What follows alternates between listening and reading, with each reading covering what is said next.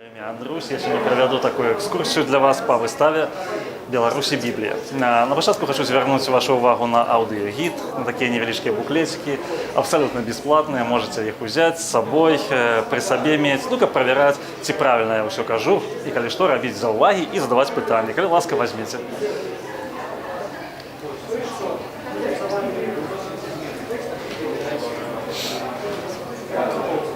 І зараз я запрошую сюди ближэй, давайте падыдзем да пачатку нашай выставы. Вось тут першыя вось гэтыя вітрыны, якія расказваюць пра найстаражытнейшую эпоху ў гісторыі Бібліі.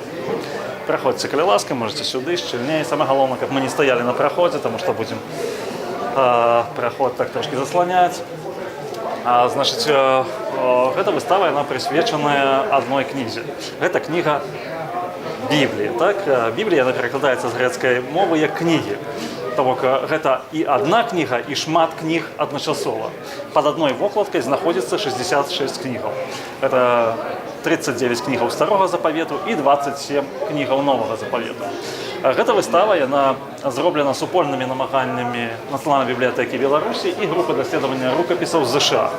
З гэтага боку, тут, дзе мы стаім, мы бачым вось замежную частку нашай выставы.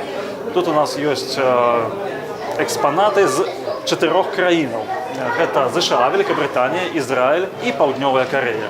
А на тым баку, які ў нас за спіной, гэта экспанаты з Нацыянальнай бібліятэкі Беларусі, і яны адлюстроўваюць гісторыю беларускай бібліі, ці гісторыю біблістыкі ў Беларусі. Іх запрашаю вось да першай вітрыны. Прашу звярнуць увагу, тут у нас ёсць піктаграфія, клінапісныя таблічкі. Гэта самыя старажытныя помнікі пісьменства з Месапатаміі. На тэрыторыі сённяшняга Іраку, Кувейту былі самыя старажытныя цывілізацыі, якія карысталіся, як мы так скажем, умоўна гліняным пісьмом, то бок пісалі на сырой гліне. Гэта яшчэ далітарнае пісьмо, пісьмо, якое мае такія піктаграфічныя альбо іерагліфічныя рысы. То бок тут мы бачым малюнкі, нейкія знакі, якія абазначалі пэўныя рэчы, прадметы. Ніжэй хочу вашу увагу звярнуць на папірус. Тут ёсць два папірусы. Першы папірус гэта, ад мяне першы, прабачце, гэта папірус з байкамі Эзопа, кавалак байкі Эзопа, а другі гэта кавалак Іліяды Гамера. Што важна сказаць, што папірусы гэта адзін з такіх вядомых у старажытнасці пішчых матэрыялаў, такая папера старажытнасці. І ведаеце што, калі пачыналася раскопкі, калі вялі раскопкі ў старажытным Егіпце, у старажытнай Месапатаміі, на тэрыторыі старажытнай Егіпта і старажытнай Месапатаміі, то ведаеце, за што больш за ўсё маліліся археолагі? Яны маліліся, каб не было ветру. Таму што адразу, калі яны падымаюць, і гэты папірус насамрэч ён вельмі крохкі. Калі яго адняць ад шкла і нейкі вецер падзьме, ён проста раздзьмухнецца і ў імгнення вока знікае. Але тут самыя старажытныя тэксты, мы бачым першае стагоддзе да нашай эры, першае стагоддзе пасля нараджэння Хрыстова. І гэтыя матэрыялы, яны сведчаць пра тое, што пісьмовасць яна вельмі сур'ёзна развівалася. Уласна, біблійныя тэксты, яны пачынаюцца вось тут, з трэцяй паліцы, і гэта скруткі ці рукапісы Мёртвага мора. Гэта самыя старажытныя біблійныя тэксты, якія былі знойдзены ў такой колькасці ў 1947 годзе на тэрыторыі Ізраіля сучаснага. Каля пячоры Кумран, вось мы бачым яе на фотаздымку. І што хочу сказаць, Біблія гэта унікальная кніга яшчэ і тым, што да 20-го стагоддзя, да сярэдзіны 20-го стагоддзя лічылася, што пераклад Бібліі на грэцкую мову, ці Сінайскі кодэкс, вось ён там у нас, ён больш старажытны, чым арыгінал Бібліі. Таму што арыгінал Бібліі, Біблія напісана на якіх мовах у арыгінале? Ну, стары запавет. Ну, іўрыт, так. І арамейская мова, так, і новы запавет. Грэцкая мова, так. Дык вось, Біблія на грэцкай мове налічылася больш старажытная за арыгінал на іўрыце, да знаходжання вось гэтых скруткаў Мёртвага мора. Каб мы разумелі іх важнасць і каштоўнасць. Таму што самы старажытны тэкст на іўрыце, ён датаваўся 1008 годам, так званы масарэцкі тэкст. З іх знаходжаннем адбылася такая цэлая рэвалюцыя. Знайшлі самыя старажытныя помнікі Бібліі на іўрыце. Я запрашаю сюды, бліжэй, калі ласка, падыходзьце. Раскажу одну гісторыю. Вось звяртаю увагу, напрыклад, на вось гэту тэстымонію. Тэстымонія – гэта выпіскі са Старога Запавету, якія расказваюць пра прыход Месіі. Месія ў перакладзе на грэцкую мову як? Гэта на Х пачынаецца, на С заканчваецца. Христос. Христос. Вось мы бачым, што тут да нараджэння Христова ўжо былі прароцтвы, і гэтыя прароцтвы перапісваліся пра тое, што Христос народзіцца, як ён народзіцца, дзе ён народзіцца, і веруючыя яны чакалі яго на нараджэнне. Гэта вельмі старажытны тэкст, 250 год да нараджэння Христова. Яшчэ на адзін момант я хачу звярнуць увагу. Гэта тое, што пасля знаходжання масарэцкіх рукапісаў адразу была пачата барацьба за гэтыя рукапісы. Таму што арыгінал Бібліі, хто валодае арыгіналам Бібліі, той можа і, скажем так, умоўна сабе скажем, быць такім першым кіраўніком Бібліі, калі можна так сказаць, выкарыстоўваць гэта. Што было істотным? Істотным было тое, што у многіх краінах, у Савецкім Саюзе і ў тых краінах, якія Савецкі Саюз заваяваў, была такая гіпотэза, што паколькі арыгіналу Бібліі няма, то пасля знаходжання гэтага арыгіналу і параўнання яго з Сінайскім кодэксам акажацца, што гэта ў прынцыпе недаставерная кніга, што гэта кніга такая, як міфы народаў Блізкага ўсходу. Савецкі Саюз нават купіў сабе некаторыя тэксты з рукапісаў Мёртвага мора. Усяго было знойдзена каля 5000 рукапісаў. Уяўляеце? На сённяшні момант было расшыфравана толькі 3000, яшчэ 2000 чакаюць свайго расшыфроўкі. Дык вось Савецкі Саюз купляе і пачынае такую працу. Створана была цэлая камісія па вывучэнню гэтых рукапісаў Мёртвага мора. І гэта камісія, яна ўрэшце рэшт прыйшла да высновы, якія не адпавядалі гіпотэзы. Гіпотэза не пацвердзілася. Пацвердзілася толькі тое, што Біблія самая даставерная кніга, таму што фактычна ідэнтычны тэкст на іўрыце і тэкст на грэцкай мове. Ніякіх пагрэшнасцяў, якія б датычылі дактрынальных пытанняў, нейкіх сутнасных пытанняў у ім няма.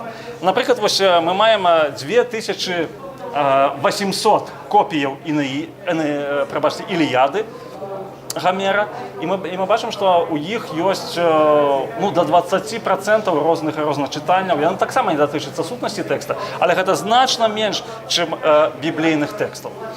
І запрашаю сюды падысці. Вось тут ёсць адзін з такіх момантаў. Вось гэта такая таблічка Кетев Хінома. Адзін, напэўна, самы старажытны надпіс біблійны, які датычыцца 6-7 стагоддзя. Гэта надпіс, ён часы жыцця прарока Ісаі. Што вельмі важны момант, што гэта срэбра. Срэбра, яно значна больш устойлівы матэрыял, чым папірус, чым гліна нават, чым пергамен, які будзем далей чытаць. І вось срэбра, яно захавала тут імёны Бога. Мы бачым Саваоф, Адонай, Элохім. Увогуле гэта не ўласныя імёны, а тое, як яны адлюстроўваюць якасці Бога. Таму што Бог, які адкрыўся Маісею на гары Сінай, і пра гэта пішацца ў Слове Божым, у Бібліі, у раздзеле 3 кнігі Выхаду, ён назваў сябе так, што калі Маісей запытаўся, як імя тваё, хто ты, я ёсць той, які ёсць. І ў гэтым сэнсе вельмі важны момант, што сапраўды у нас мы маем цэлы шэраг такіх вось сведчанняў пра самыя старажытныя біблійныя помнікі, самыя старажытныя біблійныя кнігі. Вось тут мы можам паглядзець таксама урыўкі з Бібліі, знойдзеныя ў муміях фараона. Егіпцяне былі вельмі сінкрэтычным народам, і яны лічылі, што калі чалавеку ў маску, фараона ў маску падкласці нейкія ўрыўкі там з розных пісанняў, то яны яму дапамогуць там на тым свеце. У тым ліку укладвалі і папірусы з Бібліі, з тэкстам Старога Запавету. І вось Стары Запавет у нас заканчваецца, і пасля Старога Запавету мы пераходзім у Новы. Новы Запавет – гэта якія кнігі? З чаго пачынаецца Новы Запавет? Новы Запавет пачынаецца з кнігі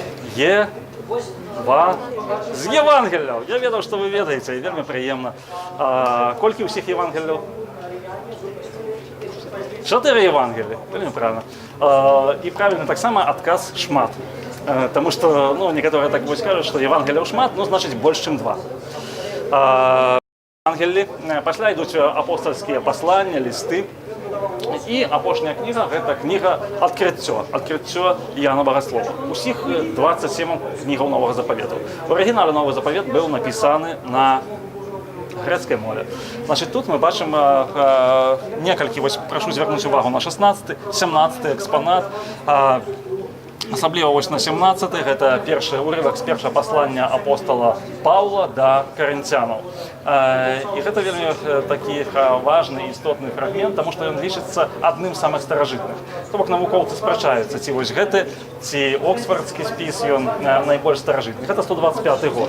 І мы бачым, што гэта 70 год пасля смерці самога апостола Паўла.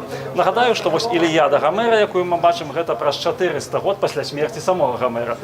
Тут толькі 70 год. Такім чынам мы можам сказаць, што гэта на працягу фактычна другога ці пачатку трэцяга пакалення пасля смерці апостола Паўла. Гэта арыгінал. Ніжэй гэта Сінайскі кодекс. Вось Сінайскі кодекс гэта самы старажытны поўны тэкст Бібліі на грэцкай мове. 4-е стагоддзя пасля нараджэння Хрыстова.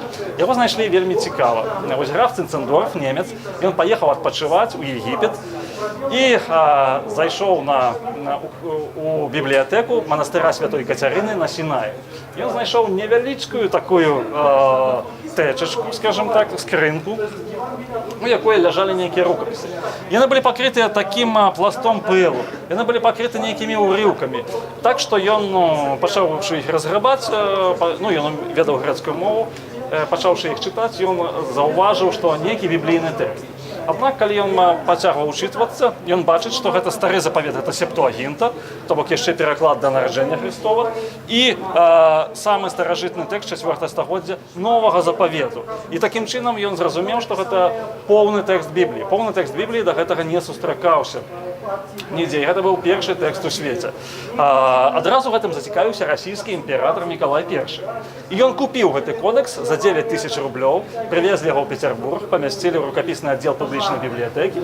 І гэты кодекс, ён быў расшыфраваны і апублікаваны. Але пазней, у 1933 годзе, ужо ў савецкай Расіі, улады, Сталін, яны прадалі яго ў Вялікабрытанію, паколькі ў Савецкім Саюзе будаваўся атэізм, і Сінайскі кодекс, вось арыгінал гэты, быў непатрэбны. Хачу звярнуць таксама вашу ўвагу вось на гэтыя на ніжнюю шэраг, гэта палімпсесты, гэта біблійныя тэксты, якія маюць пад сабой некалькі слаёў, некалькі пластоў тэкстаў. Тут ёсць экспанаты, якія адноўлены шляхам мультыспектральнага аналізу. Вось мы бачым, нават малюнак быў адноўлены, пераход Ізраіля праз Чырвонае мора. Вельмі важны момант той, што і, в прынцыпе, гэтая экспазіцыя гэта ўся выстава ў асноўным прысвечана нацыянальным перакладам Бібліі. То бок перакладам Бібліі на мовы, народныя мовы розных народаў. І ў наступным вось гэтым нашым раздзеле мы пераходзім да перакладаў Бібліі. Я хачу звярнуць увагу на коптскія Евангелі. Копты гэта жыхары Егіпту, якія аднымі з першых прынялі хрысціянства. Ужо ў 3-м стагоддзі пасля нараджэння Хрыстова жыхары Егіпту яны прымаюць хрысціянства, яны становяцца хрысціянамі. Копты яны пісалі на папірусе і пісалі таксама яны і пісалі ў выглядзе вось кнігаў ці кодэксаў. Тут хачу звярнуць увагу, што ўжо фактычна з 2-го ці 3-го стагоддзя назіраецца вялікае адрозненне паміж хрысціянскімі тэкстамі і тэкстамі юдэйскімі. Таму што юдэі яны пісалі ў скрутках, мы бачым тут вось гэта самаранская Тора, а хрысціяне пісалі ў кодексах, у кнігах. Ось гэта кодекс там Сінайскі, Александрійскі кодекс. І такім чынам усе бібліі, якія створаны былі хрысціянамі, гэта звычайна не скруткі, гэта звычайна кнігі. Вось тут мы бачым такую кнігу армянскай Евангелія на армянскай мове. Армяне гэта адзін з першых народаў у свеце, які прыняў хрысціянства на нацыянальным узроўні. Ужо ў 439 годзе, яшчэ да падзення Рымскай імперыі, армяне ўжо былі хрысціянамі. У іх вельмі так сур'ёзна было яны так вельмі сур'ёзна падыходзілі да перапісвання, вельмі сур'ёзна ставіліся да свайго алфавіту, так што ў іх захавалася вельмі шмат старажытных перакладаў Бібліі. Вось гэта мы бачым адзін з такіх урыўкаў Евангелія, які быў створаны на армянскай мове. І таксама хачу звярнуць увагу вось на гэту кніжку. Гэта кніга Біблія Вульгата, перакладзеная на лацінскую мову, яшчэ Геранімам Стрыдонскім, але гэта кніга, яна перапісаная ў 13 стагоддзі ў Парыжы. Два пісцы, яны даволі доўгі час працавалі над этой кнігай, і хачу звярнуць увагу на почерк. Бачыце, ён дробны такі, гэта яшчэ да вынаходніцтва акуляраў, да вынаходніцтва лупаў, да вынаходніцтва оптыкі, але ўжо была створана вось такая унікальная рэч.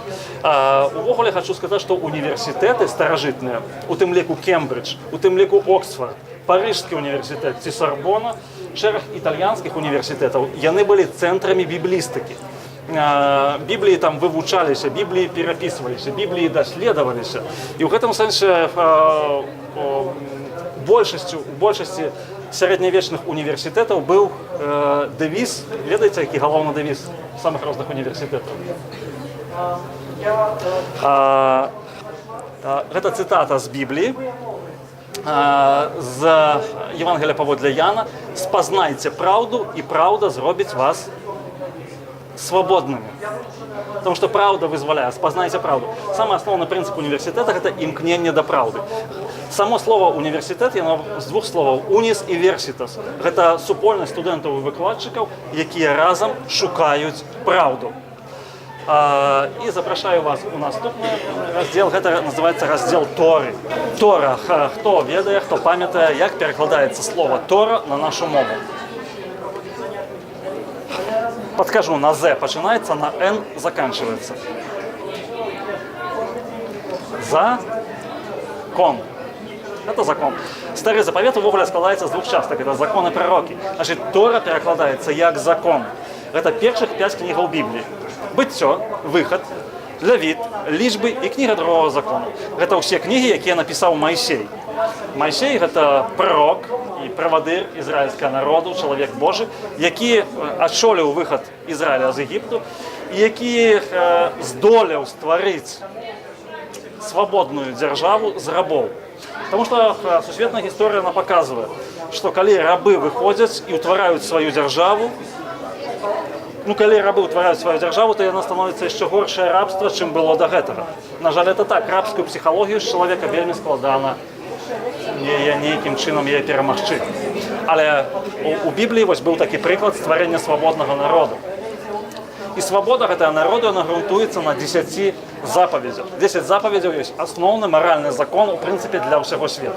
І вось гэтыя кнігі, яны расказваюць пра выхад, пра стварэнне свету, пра выхад Ізраіля з Егіпту, пра Божыя 10 запаведзяў і пра тое, якім чынам Бог рыхтаваў свой народ да ўваходжання ў зямлю абяцаную. Торы бываюць двух відаў. Тора-кодекс, мы бачым на арабскай мове. На арабскай мове Тора, яна таму, што яна створана ў Егіпце. Пасля таго, як Егіпет быў заваяваны арабамі, арабы забаранілі копцкую мову. Копцкая мова, яна лічылася хрысціянскай. І таму копты, яны, каб зрабіць легальным Слова Божие, Біблію, яны пераклалі Тору на арабскую мову. Тут мы бачым тач-Тора, вось это ці каралеўская Тора, яна адразу на 3 мовах. На іўрыце, на арамейскай мове і на мове арабскай. І хачу таксама расказаць вось пра гэта. Ёсць Тора скрутак. Мы бачым тут Тора з Фесалонікаў, з Грэцыі. Значыць, тут Тора, а ніжэй Гафтара. Значыць, Тора – гэта закон, а Гафтара – гэта пророкі. Біблія складаецца, Стары запавет складаецца з двух частак – закон і пророкі. Значыць, тут Тора і Тік. Тік – гэта вось такі футарал, у перакладзе з іўрыта гэта азначае торба. Значыць, Торы яны захоўваліся ў такіх, часта захоўваліся ў такіх вельмі вялікіх футаралах з каштоўнага металу. Гэта срэбра. Гэта Тора створана ў Індыі. Увогуле, ўсе гэтыя Торы, яны паказваюць жыццё вялікага шаўковага шляху. Вялікі шаўковы шлях, ён працягваўся з заходняй Еўропы да Кітая, да Індыі. і ахопліваў фактычна усю Еўразію. Такім чынам Тора яна была прысутная па ўсім свеце. Слова Божае, Біблія, Святое Пісанне, оно распаўсюджвалася разам з пашырэннем гандлёвых шляхоў. Яго распаўсюджвалі як хрысціяне, так і юдэі.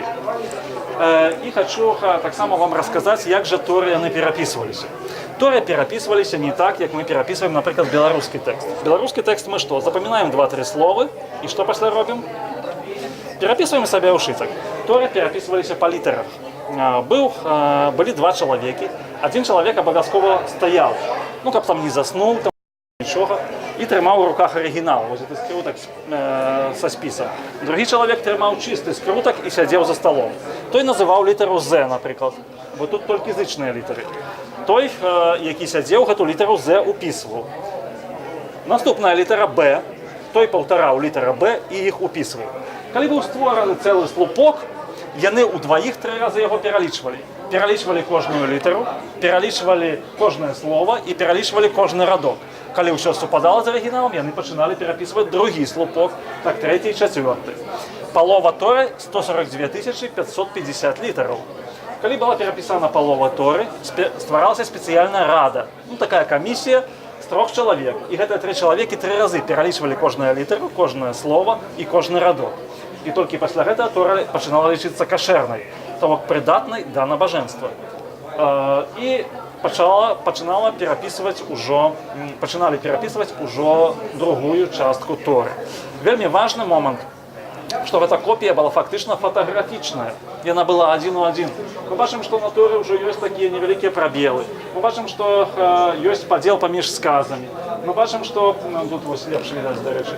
Вось гэтыя падзелы, пустыя месцы, гэта там, дзе павінна быў той, хто я чытаю, спыніцца і задумацца над прачытаным. Калі ў Торы, вось тут яна не разгорнута цалкам, былі там песня, вось песня Майсея, то там такія 2 слупкі. Калі 10 запаведзяў, то яны вылучаліся яшчэ тлусцейшымі. І вельмі важна тое, што Тору маглі перапісваць толькі мужчыны ва ўзросце ад 30 до 50 год, фізічна здаровыя і людзі высокамаральныя. Калі, напрыклад, чалавек ён разводзіўся са сваёй жонкай, 2 разы жаніўся, нешта краў, некага забіваў, ён не мог перапісваць, не мог быць дапушчаны да перапісу Торы. Нагадаю, што ў Беларусі было вельмі вялікае такое габрэйскае насельніцтва. І таму Торы для нас было вельмі шмат у нашай краіне. Аднак яны былі знішчаны, большасць з іх у час Халакосту, у час Другой сусветнай вайны.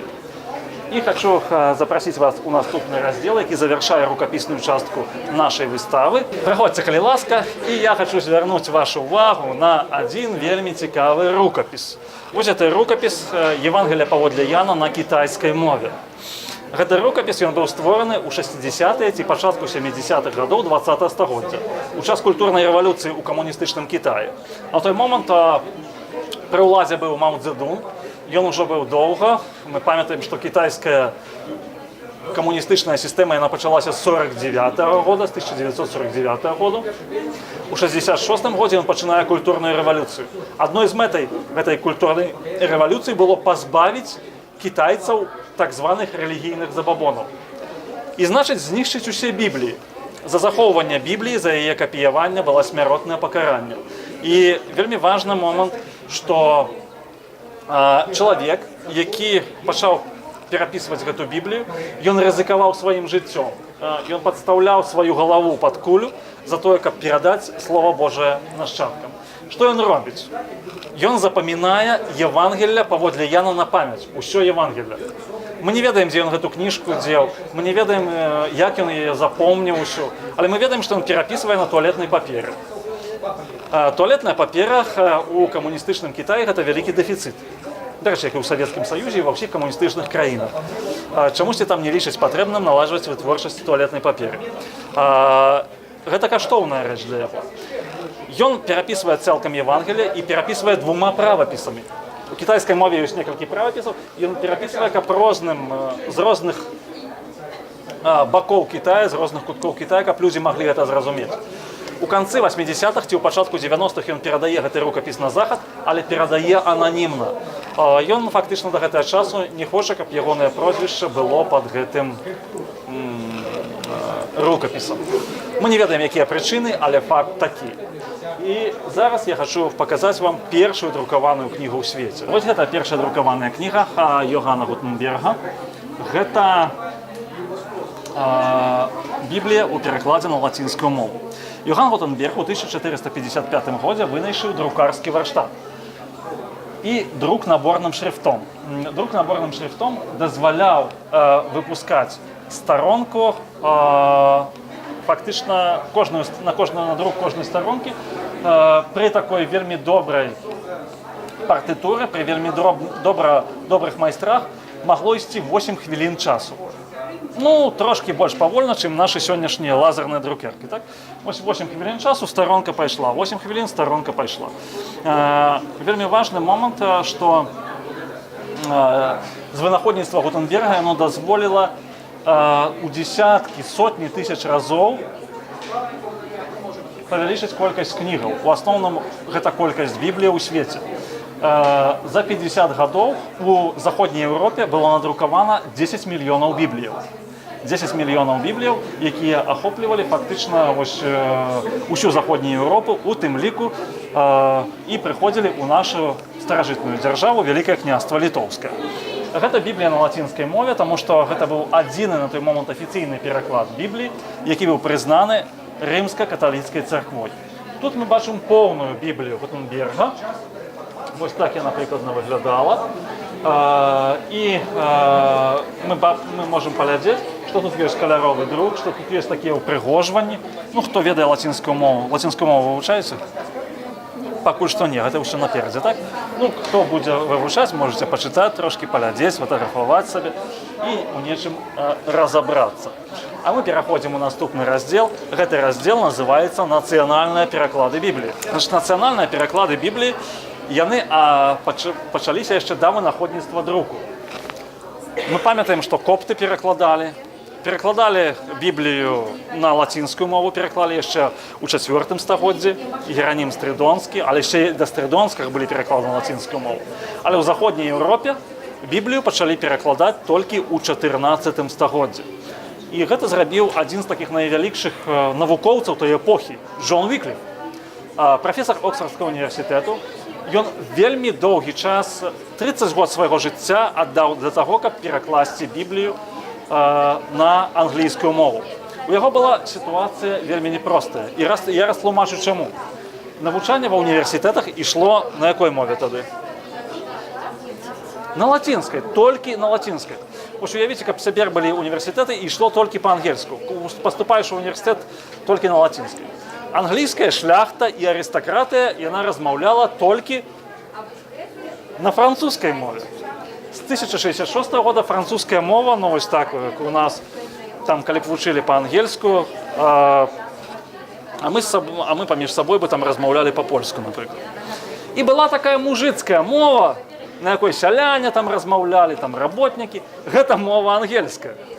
І вось Джон Вікліф, ён пачынае перакладаць не на французскую мову, а на мову сялян.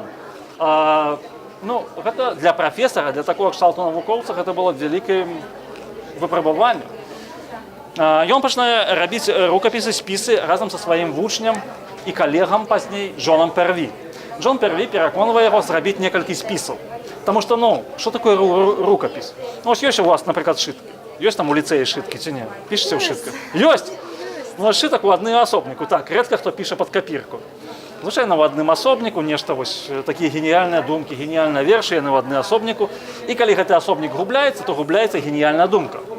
І таму Джон Перві прапановвае Джону Вікліфу рабіць некалькі спісаў. Ён кажа, вы будете перакладаць, а я іх буду перапісваць. Дзякуючы гэтаму рукапісы патрапляюць у Чэхію, у Прагу. У Празе чэшскія студэнты, яны нейкім чынам перадаюць гэта рэктару універсітэта Яну Гусу. Ян Гус таксама робіць такі крок вельмі важны, пачынае пераклад Бібліі на чэшскую мову. У Чэхіі такая самая сітуацыя. У Пражскім універсітэце выкладанне ідзе на лацінскай мове. Шляхта чэшская і арыстакратыя размаўляе па-нямецку, з вельмі правільна. І Гус, ён пачынаючы перакладаць на чэшскую мову, ён зноў жа перакладае на мову сялян, на мову мужикоў. Ведаеце, Яну Гусу, Джону Вікліфу пашанцавала больш, чым Яну Гусу. Джона Вікліфа спалілі пасля смерці, а Яна Гуса пры жыцці. Пра 46 год пасля смерці Джона Вікліфа яго прах дасталі з магілы, эксгумавалі, спалілі ў прысутнасці студэнтаў на універсітэцкім дворыку і спусцілі ў раку. Ян Гус быў асуджаны за ересь Вікліфа і за тое, што выступаў супраць індульгенцыяў, і быў спалены на Канстанцкім саборы. Ён быў спалены жывым, але не адрокся і не прызнаў памылковым сваё рашэнне перакладаць Біблію на сваю родную мову. І цяпер я запрашаю да чалавека, які, ў прынцыпе, зрабіў нацыянальны пераклад Бібліі легальна.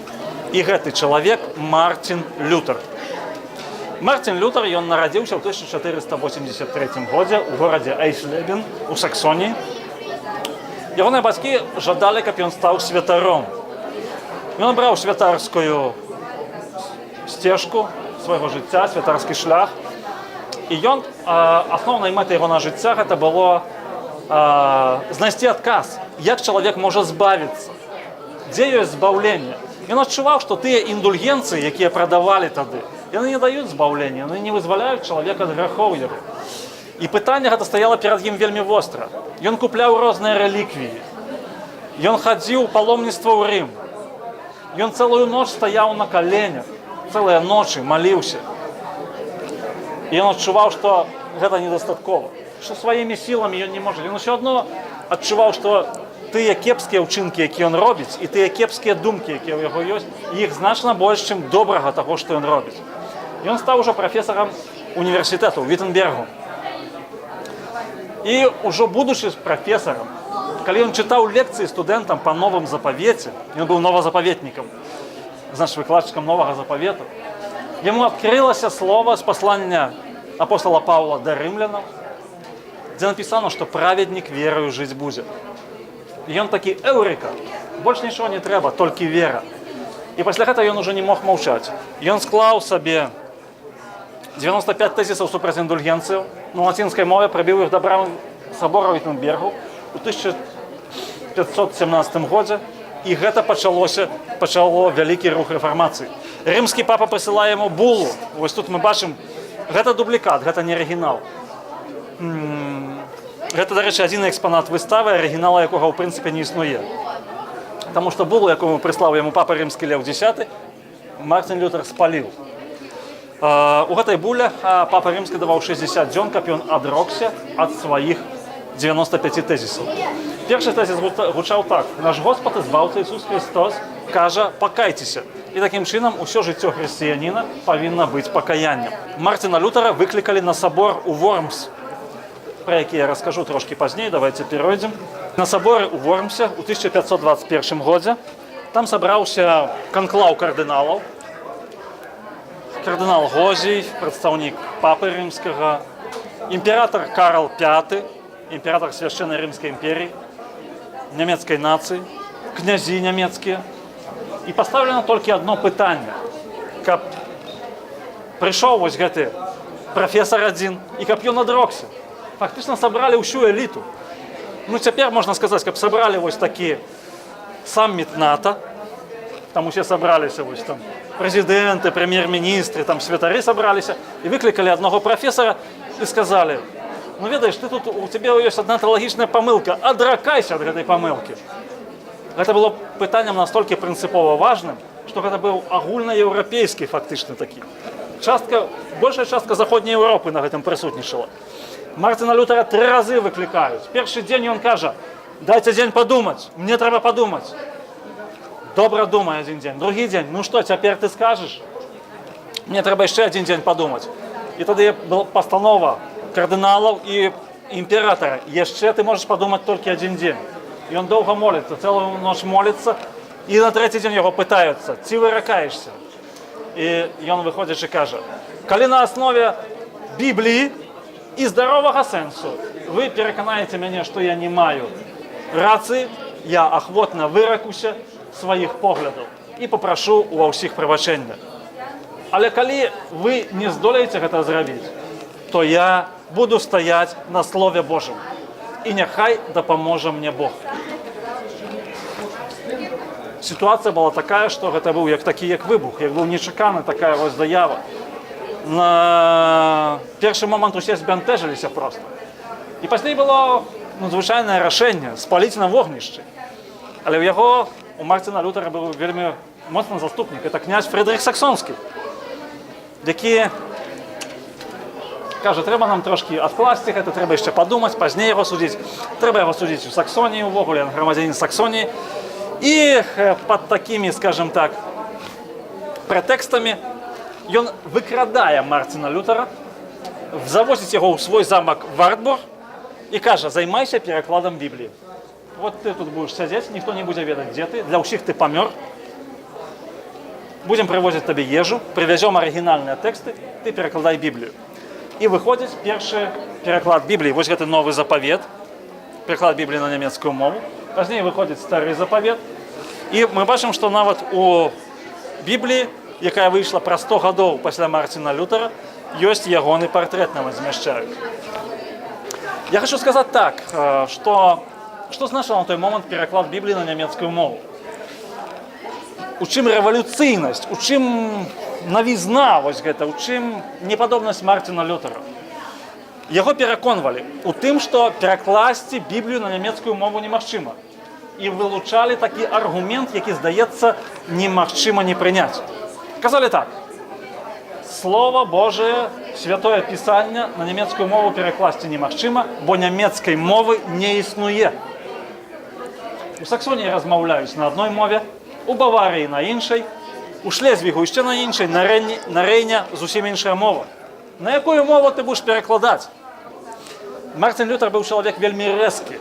Быў чалавек, які словаў не падбіраў. Можете пачытаць, хто ведае нямецкую мову, ягоную публіцыстыку, ну, перакладзе ёсць таксама. Ён кажа, дурні і абібокі. Няўжо вы думаеце, што вялікі Бог, пачаўшы ствараць нямецкую мову, ён не стварыў яе дасканалай? І чым больш я чытаю Святое Пісанне, я прыходжу да такой высновы, што кожны народ і кожны чалавек, ён можа найлепш зразумець Слова Божае на той мове, на якой яго Бог нарадзіў, то бок якую даў яму Бог пры нараджэнні, на сваёй роднай мове. Гэта нешта тое, што ўжо даўно забылася, гэта тое, што выйшла па-за ўсё. Значит, адпаведна, згодна з адкрыццём Мартина Лютера, цяпер Біблію трэба было перакладаць на ўсе мовы. Таму што калі ён мае рацыю, то значыць Біблія павінна быць кожнаму народу дадзена на ягонай мове.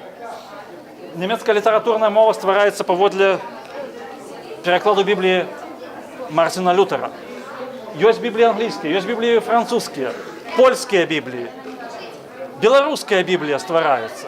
І такім чынам гэта адкрыццём Мартина Лютера. Яно адкрывае шлях для фарміравання сучасных еўрапейскіх нацыяў.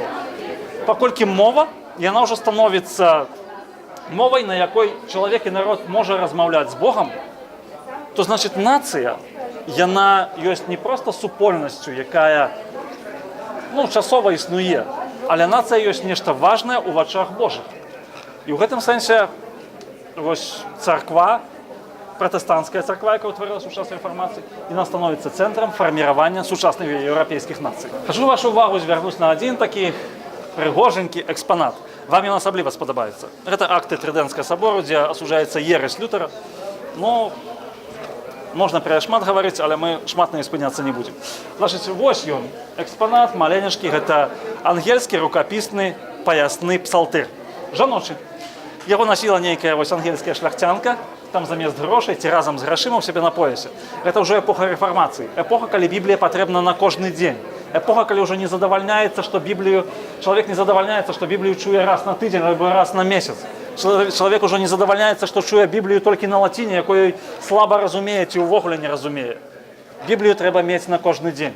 І таму нейкая паненка ці ейны там, скажем, такі там муж, ці брат, ці жаніх замовіў ёй падарунак такі. І вось гэты такі паясны псалтыр з'яўляецца экспанатам нашай выставы. Можете паглядзець, а пасля мы перайдзем да англійскай Бібліі. Значыць, англійская Біблія.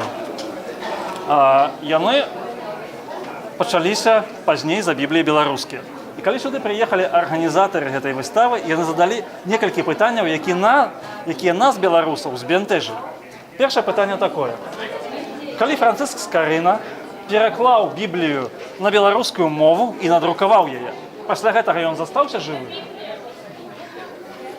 Ведаеце, нам было неяк так, трошкі неёмка нам адказваць. Канешне. Ён яшчэ пасля гэтага жаніўся, 2 дзяцей, там да старасці дажыў, памёр яшчэ, ужо калі яму было больш за 60 год. Другое пытанне. Скажыце, ласка, калі Францыск Скарына надрукаваў Біблію на беларускай мове, то ці рабіў ён гэта на тэрыторыі Вялікага княства, то бок краіны, грамадзянінам, якой ён з'яўляўся. Кажам так, двойчы. І трэцяе пытанне. Это колькі год было Францыску Скарыне, калі ён надрукаваў першы пераклад беларускай Бібліі? Мы кажам, прыкладна 27. Што і фантастыка. Чаму фантастыка?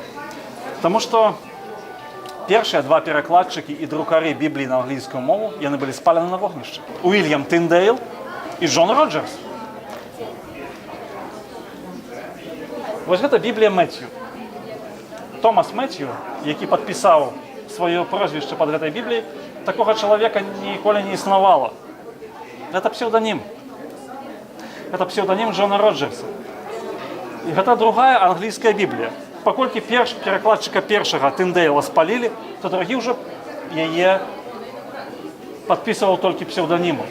Але нягледзячы на гэта, шпегі Генрыха VIII яго адшукалі, знайшлі, арыштавалі ў Бельгіі, у Антверпене, вывезлі ў Англію і там спалілі. Таму, калі ангельцы глядзяць Біблію Скарыны з партрэтамі Скарыны, надрукавана ў 1517 годзе, яны проста ў шоку, як гэта. А што пасля гэтага? Мыстая Біблія з ланцугом – гэта першая Біблія, якая была надрукавана легальна. Першая ангельская Біблія – это 1536 год, Вялікая Біблія. Як думаеце, чаму вось гэты ланцуг? Для чаго ён быў? Гэта ланцуг, таму што гэта бібліятэчны экземпляр. У універсітэтах былі так званыя біблійныя залы. Там былі сталы стаялі, на якіх ляжалі Бібліі, і студэнты падыходзілі да кніжак, а не насілі кнігі з сабой. Быў такі пясочны гадзіннік, яны пераварочвалі і 1 гадзіну чыталі. Ванава чытаюць, там ці 2 гадзіны, як там ужо каму выпадала. І пасля змяняліся. Вельмі важны момант, што англійская Біблія – гэта была Біблія, якая вельмі моцна паўплывала на ўвесь свет. На сённяшні момант мы ведаем, што англійскіх бібліяў найбольшая колькасць у свеце. Англамоўная прастора – гэта найвялікшая і найбольш развітая ў свеце. Але першыя перакладчыкі Бібліі на англійскую мову, яны заплацілі за гэта сваё жыццё. Я зараз вось пакажу вам адну вельмі цікавую Біблію. Гэта Жэнеўская Біблія на англійскай мове. Першая Біблія, у якой былі раздзелы, і ў якой былі вершы, і ў якой былі каментарыі, і ў якой было аднясенне да старога запавету з новага і з новага ў стары. Вельмі важны момант, што ангельскія хрысціяне, пратэстанты, якія былі выгнаны з Англіі каралевай Марыяй Крывавай, яны апынуліся ў Жэневе і стварылі ўласны пераклад. Гэты пераклад стаў суперпапулярны. Настолькі папулярны, што яго пачалі кантрабандай перавозіць у Англію. У Англіі, у адказ на гэта, англіканская царква выдае другі свой афіцыйны пераклад, ці вось гэту вялікую біскупскую Біблію. А Біблія паліглота, гэта значыць Біблія, якая адначасова напісана на шматлікіх мовах, на некалькіх мовах. Дзякуй вялікі. Вон там мы бачым лонданскую паліглоту, адначасова яна выйшла на іўрыце, на грэцкай мове, на арамейскай, на лаціне, на ангельскай мове, на французскай. Усяго было 30 томов. Мы тут бачым толькі 1 том. Паліглота – гэта былі вельмі карысныя Бібліі для перакладчыкаў. Так, напрыклад, сламы славуты ангельскі пераклад ангельскай Бібліі, ён быў створаны у 1611 годзе на замову караля Якуба, так званы пераклад караля Якуба. Над ім працавала 47 перакладчыкаў на працягу 7 гадоў. І толькі калі гэтыя 47 чалавек, яны разам згадзіліся, што тое ці іншае слова так перакладаецца на ангельскую мову. Так ці інакш тыя рэчаіснасці, якія перакладаюцца на ангельскую мову біблійныя, яны павінны адлюстравацца, толькі тады гэта Біблія была выдадзена вялікім накладам. Некалькі цікавых гісторыяў раскажу. Вось паліглоты, мы бачым, што яны, ну, скажем, кнігі не для простага чытача. Ну, пасля вы можете падысці, паглядзець, пачытаць. Гэта кнігі не зусім для простага чытача. Гэта кнігі для студэнтаў, для прафесараў, гэта кнігі для перакладчыкаў Бібліі, і гэта кнігі, якія могуць, ну, рэальна дапамагчы ў разуменні Бібліі. Але паколькі іх выдаваліся цэлымі бібліятэкамі, такія вялізныя тамы, фактычна на кожную біблійную кнігу, там 30 тамоў. Ну, гэта кніга, напрыклад, 6 кілаграм важыць.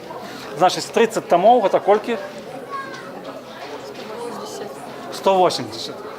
Ну, я думаю, што, можа быць, ёсць тут людзі, чалавек, які здолее 180 кілаграм падняць адначасова. Але, ну, такіх людзей рэальна не шмат. А нават калі будзе такі чалавек, які здолее 180 кілаграм падняць, ён 180 кілаграм далёка не занясе. Таму вось гэтыя паліглоты спыняюць свой выхад у 18 стагоддзі. І разам з тым, такія паліглоты, яны з'яўляюцца ў шматлікіх бібліятэках Беларусі. У бібліятэцы Радзівілаў, у бібліятэцы Сапегаў, у бібліятэцы Хаткевічаў, у бібліятэцы Кішак. І мы бачым, што ў апісанні бібліятэкаў самых розных нашых магнатаў 16 стагоддзя заўсёды ёсць збор паліглотаў. Фактычна пры кожным нашым магнацкім двары ў 16 стагоддзі быў перакладчык, які перакладаў Біблію. І мы зараз паглядзім на вось нашых прыкладах беларускай бібліістыкі, што наша бібліістыка, яна не адставала ад бібліістыкі заходнееўрапейскай. І я запрашаю вас у свет беларускай Бібліі. Вось гэта кніга апостол. Гэта апошняе, самае каштоўнае і самае тэхнічна дасканалае выданне кнігі Францыска Скарыны. Яна выйшла ў Вільні ў 1525 годзе. І сапраўды гэта Біблія такая, ну, гэта новы запавет. Скарына сам пераклаў, сам выдаў яго. І гэты новы запавет ён выдаваў для народу паспалітага. Тут вось на ролапе мы можам чытаць, для каго выдаваў Францыск Скарына. І як вы думаеце, вось гэта кніга, яе можна было носіць з сабой? Ну, патрымайце, ласка.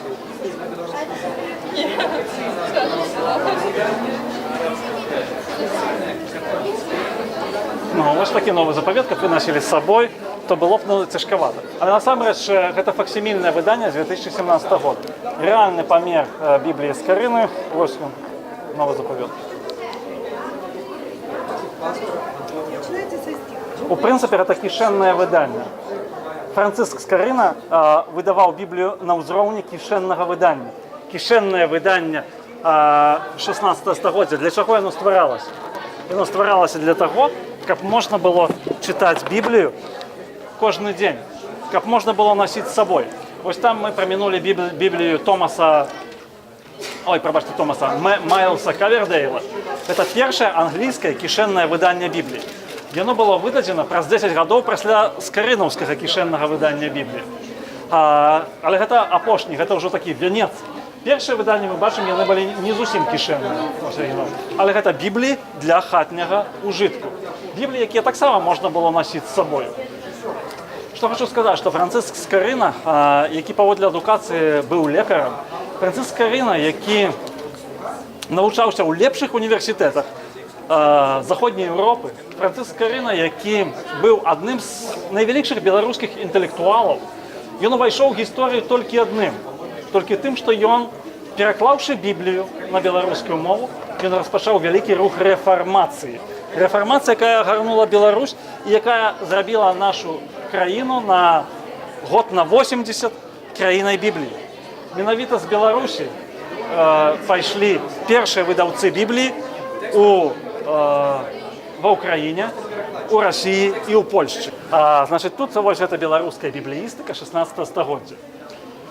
У 16 стагоддзі у Беларусі адначасова існуе 4 накірункі вось бібліістыкі. Яны адрозніваюцца па мовах. Наш першы гэта беларуская ўласная, з Францыска Скарыны пачалося.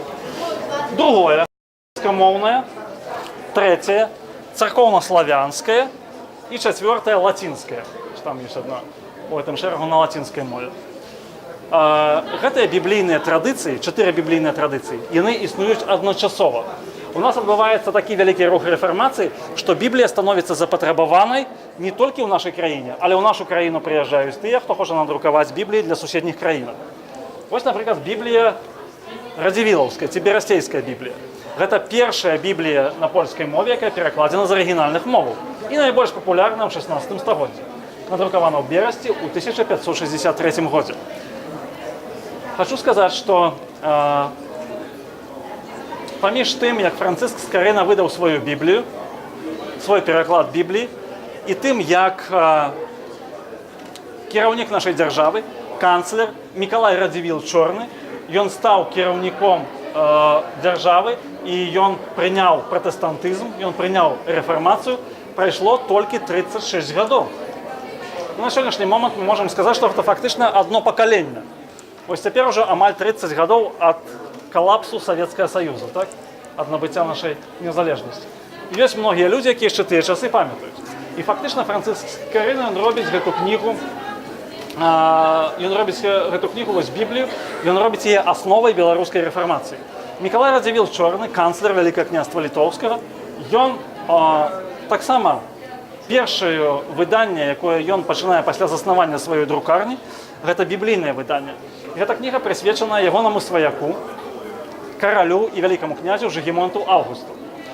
Рэч у тым, што кароль Жыгімонт Аўгуст быў жанаты з Барбарай Радзівіл, а Барбара яна сястра Мікалая Радзівіла Чорнага.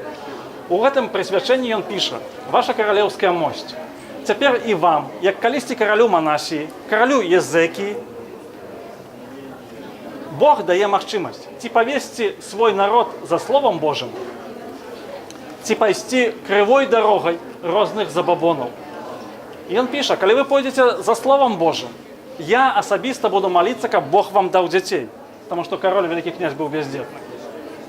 «І Бог сцвердзіць ваш трон на стагоддзі. Калі ж вы пойдзеце крывой дарогай, якой цяпер ідуць многія, то я баюся, што загінеце вы сам, і загіне уся наша дзяржава, уся наша рэч паспалітая, як ён кажа». І гэта было прарочае слова. І вельмі важны момант, што Мікалай Радзівіл Чорны ў гэтай Бібліі ён змясціў прадмову для хрысціянскай чытача. Ён растлумачыў, чаму ён пачаў чытаць Біблію і што Біблія зрабіла ў ягоным жыцці, у ягоным сэрцы. Ён кажа, што да Слова Божага не можна ставіцца абыякава. Слова Божае альбо прымаюць усёй душой, альбо ўсёй душой адкідваюць.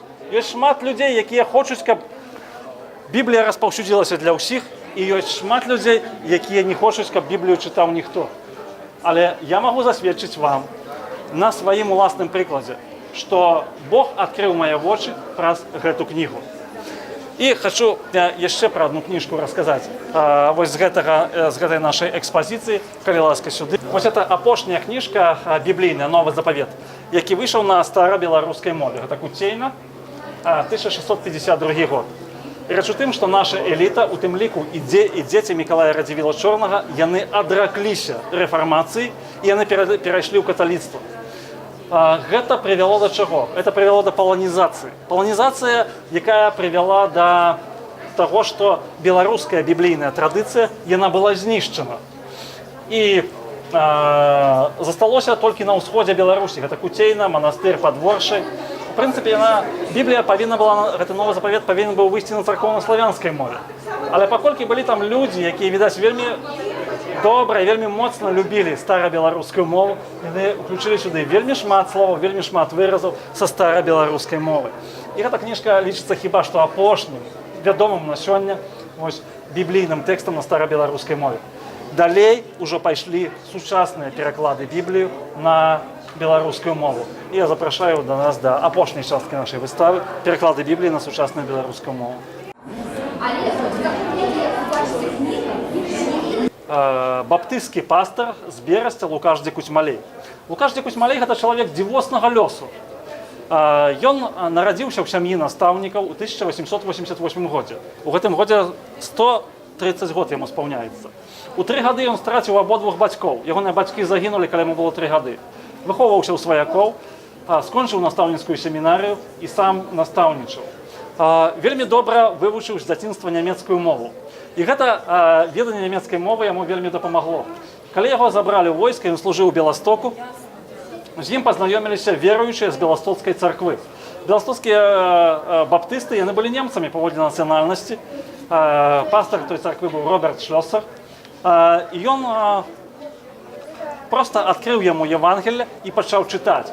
Лукаш дзікуць малей, тое, што называецца, пакаяўся перад Богам у тым, што ён жыў бязбожным жыццём і быў ахрышчаны у 1912 годзе. Паколькі хрышчэнне тады не можна было рабіць легальна, у Расійскай імперыі баптызм быў забаронены, то яго хрысцілі патаемна ночай з 31 снежня на 1 студзеня. Прасеклі палонку ў лёдзе, і ён там быў ахрышчаны. Адразу пасля гэтага ён апынуўся ў турме. Ён сядзеў у Брэсце за тое, што ён так звана за сабрашчэнне з праваславія. Быў такі артыкул. Пасля гэтага ён паехаў вучыцца ў Петербург, і ў Петербургу 2 разы сядзеў яшчэ ў турме. У час Першай сусветнай вайны Лукаш дзікуць малей пачынае арганізоўваць беларускія школы. Ён прыязджае на тэрыторыю, якая занята немцамі, і немцы дазволілі. Упершыню за 120 гадоў немцы дазволілі арганізоўваць беларускія школы. Ён арганізоўвае беларускія школы на Гарадзеншчыне. Ужо ў 1919 годзе ён сядзіць у турме за тое, што арганізоўваў беларускія школы. Ён сядзіць у польскай турме. Аднойчы ледзьве не памёр. І палякі яму забаранілі жыць у горадне, і ён пераязджае ў Брэст. У Берасці ён арганізоўвае найвялікшую ва ўсходняй Еўропе баптысцкую царкву. Каля 800 членаў было з этой царквы. На той момант у самім Брэсце жыло 19 000 чалавек. Гэта вельмі шмат. І самая галоўная справа яго жыцця, што ён працягнуў справу Францыска Скарыны. Ён перакладае Біблію на беларускую мову. Упершыню выходзіць Евангелле ў 1926 годзе, а пазней увесь новы запавет. Ён запрашае да перакладу Антона Луцкевіча, аднаго з патрыярхаў, галоўных кіраўнікоў беларускай нацыянальнай руху. І яны разам выдаюць гэты новы запавет. І ведаеце, што было найцяжэйшае? Ні ў кога не было грошай, каб выдаць кнігу. 25 000 асобнікаў звярнуліся да брытанцаў, у брытанскае і замежнае біблійнае таварыства. З Брытаніі, з Лондона прыходзіць адказ. Дык у вас ёсць па-руску і па-польску. Чытайце, калі ласка. І толькі пазней яны пішуць, яны перакладаюць на англійскую мову вялікую гістарычную даведку пра Францыска Скарыну. Прыязджае пастор Уілфред Вайзман сюды, з Англіі. І тое, што піша ў сваім рэпартажы, у сваёй справаздачы Уілфред Вайзман, яно шакуе нас аж да сёння. Ён піша: беларусы — гэта народ, які надрукаваў сваю Біблію на 8 гадоў раней за нас. І толькі каб не іх нешчаслівы лёс, і каб не тыя здрады шматлікія, якія адбыліся ў іхным народзе, сёння гэта быў бы народ адзін з найбольш цывілізаваных у Еўропе. І Уайзман пераконвае брытанскае біблійнае таварыства прафінансаваць гэта выданне усе 25 000 асобнікаў. І яно выходзіць у чэрвені 1931 году. Такім чынам, дзякуючы Скарыну ў нейкім сэнсе, выходзіць і гэта першае выданне на сучаснай беларускай мове. Усіх выйшла 4 выданні. Разам яны складаюць 50 000 асобнікаў. Гэта найбольш папулярны пераклад на сучасную беларускую мову сёння. У 1944 годзе савецкія войскі займаюць усю Беларусь. І такім чынам друк Бібліі ў Беларусі становіцца немагчымым. І вось гэтыя два стэлажы, вось гэты і вось гэта вітрына, яна паказвае друк беларускай Бібліі на міграцыі. Хачу звярнуць вашу увагу вось на гэтыя шчытачкі. Як думаеце, што гэта за рукапісы?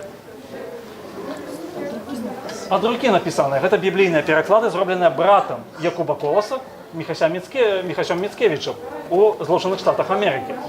У Злучаных Штатах Амерыкі ствараецца беларускі біблійны камітэт, каб перакласці ўсю Біблію. Рэч у тым, што дзікуць малей пераклаў толькі новы запавет і псальмы. А беларусы да сярэдзіны 20-го стагоддзя яны не маюць уласнай Бібліі поўнага перакладу на сучасную беларускую мову. Гэта вельмі важны момант, таму што стары запавет на старабеларускую мову, ён фактычна ідзе аж у 16 стагоддзя, апошні раз быў зроблены. І таму уключаюцца ўсе. І нарэшце, ў 1973 годзе ў Нью-Йорку выходзіць поўная Біблія на сучаснай беларускай мове. Гэта Біблія перакладзена Янкам Станкевічам і Майсеем Гітліным. Янка Станкевіч пераклаў новы запавет з грэцкай мовы, ён лінгвіст. І стары запавет гэта пераклаў Майсей Гітлін. Ён пастар быў у Стоўпцах, баптысцкі пастар, ён пераклаў стары запавет з іўрыта. Значит, новы запавет перакладзены Станкевічам, а стары запавет Гітліным. Праблема тут, канешне, у самой беларускай мове. Янка Станкевіч быў такі вялікі эксперыментатар. І він створив таку велику кількість новотворів, таку велику кількість різних, скажем так, диалектизмов унес, что эту Библию реально тяжко читать. И тому она не стала популярной.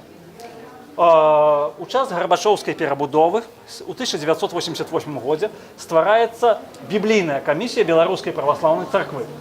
Мэтр этой камісіі пераклад біблійных кніг на беларускую мову. З этой камісіяй супрацоўнічае перакладчык Васіль Сёмуха. Ён германіст сам, але заняўся таксама перакладам Бібліі. У 1995 годзе выходзіць новы запавет на сучаснай беларускай мове, а ў 2002 годзе поўная Біблія у перакладзе Васіля Сёмухі. У прынцыпе, гэта поўная Біблія стала найбольш папулярнай, бо гэта першая поўная Біблія, якая выйшла на беларускай мове. 10 000 асобнікаў. На сённяшні момант фактычна яе ўжо няма. Ну, того накладу, які тады быў выдадзены. У 2012 годзе выходзіць вось гэта Біблія разгорнутая, гэта Біблія ў перакладзе ксяндза Владзіслава Чарняўскага. Ён пераклаў яе яшчэ ў савецкія часы, перакладаў з лацінскай мовы, карыстаўся польскай Бібліяй.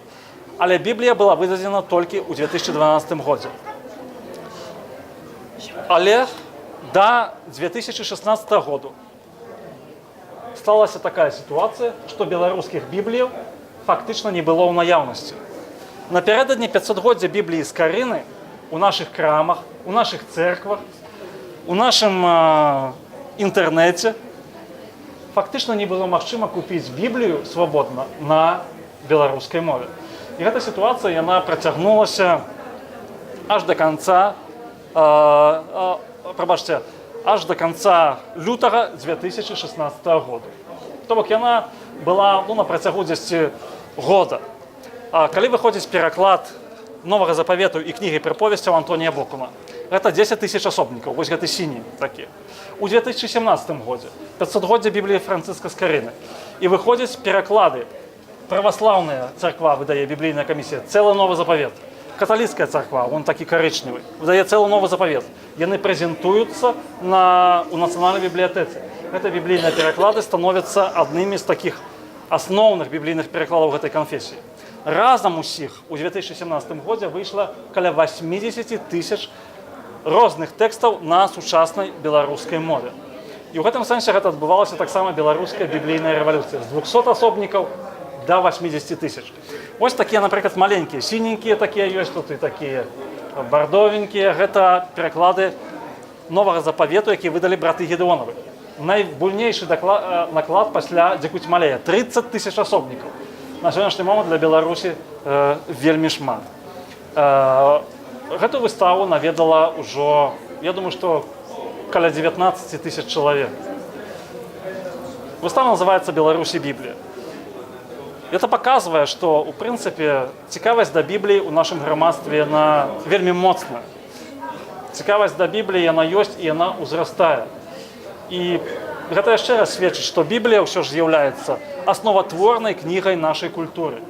Пачынаючы з Францыска з Карыны і заканчваючы святкаваннем 500-годдзя ягонай Бібліі. Усё гэта разам сведчыць пра тое, што адно з найвялікшых дасягненняў увогуле сусветнай культуры, адна з галоўных кнігаў сусветнай культуры важная і для нас як для нацыі. У мяне ўсё, дзякуй вялікі за ўвагу. Можа быць, ёсць пытанні.